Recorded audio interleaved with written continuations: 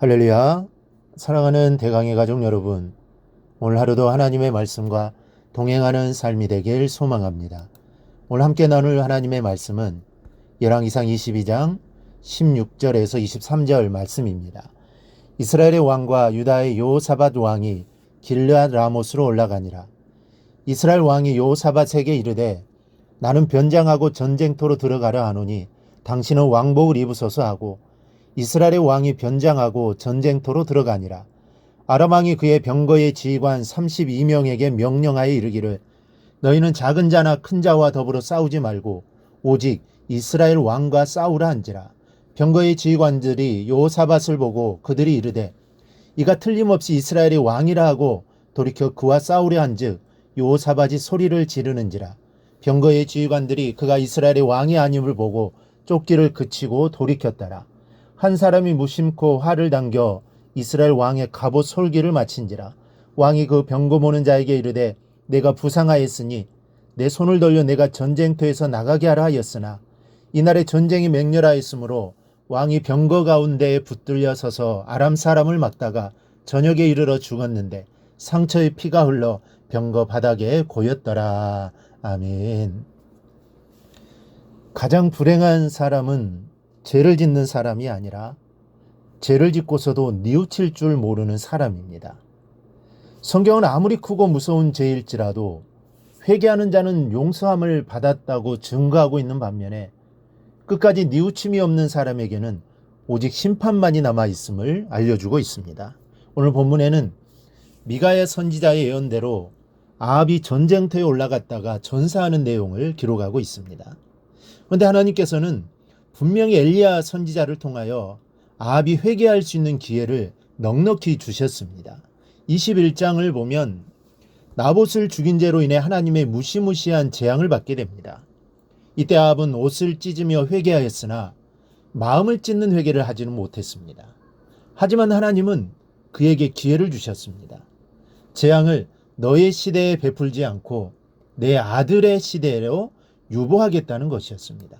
이것은 하나님께서 아합에게 회개할 수 있는 시간과 기회를 베풀어 주신 은혜였습니다. 그러나 오늘 아합을 보십시오. 그는 끝내 회개하지 못한 채 심판을 받아야만 했고 이제는 영영이 그의 죄를 회개할 수 없는 상태가 되고 만 것입니다. 30절을 보면 아합이 변장을 하고 군중으로 들어갔다고 했습니다. 지금 아합이 점령하고자 하는 땅은 길르앗 라못입니다. 그 땅은 베나닷의 침략을 붕괴시키고 승리하였을 때 베나닷이 되돌려주겠다고 약속하였던 땅입니다. 그래서 땅을 돌려받는다는 약조를 받고 베나닷을 풀어주었으나 베나닷이 변심하여 약조를 어겼습니다. 만약에 아합 왕이 하나님의 말씀에 순종했다면 이러한 일들은 일어나지 않았을 겁니다. 그러나 하나님의 말씀에 불순종했던 결과가 전쟁으로 이어졌고 아합은 여호사밧의 군대를 지원받아 침략을 시도했습니다. 이때 베나닷이 세운 병법은 오직 아합 한 사람에게 총경곡을 퍼부어 그를 죽이는 작전이었습니다. 31절에 베나닷이 장관들에게 너희는 작은 자나 큰 자나 더불어 싸우지 말고 오직 이스라엘 왕과 싸우라 명령을 합니다. 즉 이스라엘 왕만 죽이면 된다는 것이죠. 이제 전쟁의 분위기가 고조되어 가고 있었고 아람에 온 군대가 이스라엘의 아합 왕을 추격하게 되었습니다. 그런데 알고 봤더니 그는 아합이 아니고 여호사밧이었습니다. 그 시간 아합은 변장을 하여 군중들 속에 있었으므로 아람 군인들이 아합을 발견할 수가 없었습니다. 베나닷의 전술과 전략이 엉망이 되어버린 겁니다. 그런데 아주 기가 막힌 일이 벌어지고 말았습니다. 무명의 군인이 우연히 당기어 쏜 화살이 아합을 명중시킨 것입니다. 34절을 보니 한 사람이 무심코 활을 당겨 이스라엘 왕의 갑옷 솔기를 마친지라 했습니다. 공동번역에는 군인들이 마구 쏘아대던 화살 하나가 이스라엘 왕에게 명중하였다. 화살이 갑옷 가슴막이를 이은 부분에 꽂혔다라고 되어 있고 우리가 전에 사용하던 개역 한글 성경에는 우연히 활을 당겨 쏜 화살에 맞았다라고 이렇게 기록되어 있습니다. 이 사건은 분명히 우연한 사건이었습니다.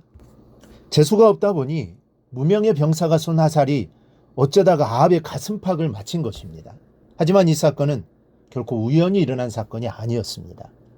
하나님께서 이미 길라 라못의 전쟁을 예비하셨고 거짓 영을 통해 거짓 선자들로 하여금 승리를 점치게 하여서 아합으로 하여금 전쟁을 주도하게 만들었습니다.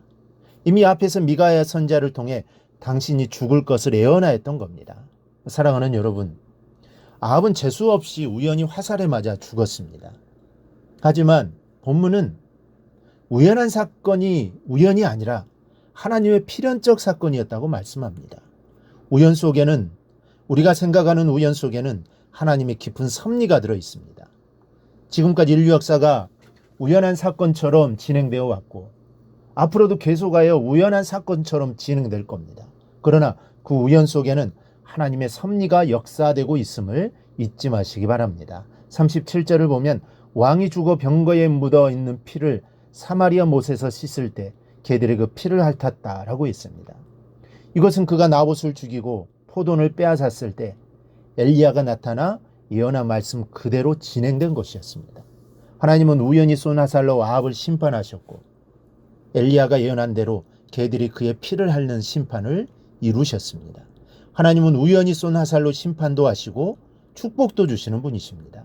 하지만 그 우연은 결코 우연이 아니며 그 우연 속에는 하나님의 놀라운 권능이 작용하고 있음을 기억해야 합니다. 이제부터는 내 삶에 일어나는 일들 중에서 아주 작은 우연의 일 속에도 하나님의 뜻이 담겨져 있음을 기억하고 주님께 감사하며 영광을 돌리는 여러분이 되시기를 바랍니다. 그래야 내 삶을 통해 하나님의 영광을 드러내는 삶을 꼭 살아가기를 주님의 이름으로 축원합니다. 오늘 묵상한 말씀을 굳게 잡고 삶으로 실천하며 살아내는 대강의 모든 성도들이 되기를 축복합니다.